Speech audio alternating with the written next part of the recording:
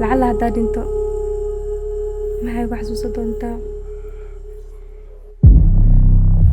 وحسنا كذا المنافعين.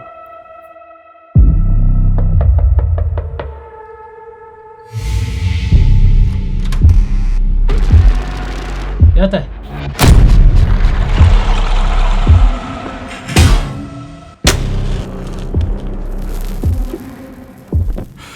Xaaskayga way maqan tahay. I need to find my wife. adiga qof la qabo ayaa tahay adigana waxaan sameynna waa la socotaa inaysan wanaagsan ahayn xilli walbana aniga jacaylkaaga hirkiis ayaa qaado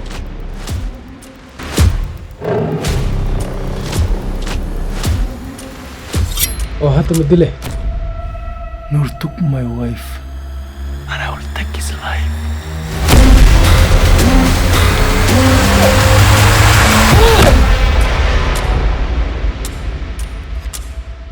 jacaylka hadduu hadli lahaa calafka ayuu maxkamad la kori lahaa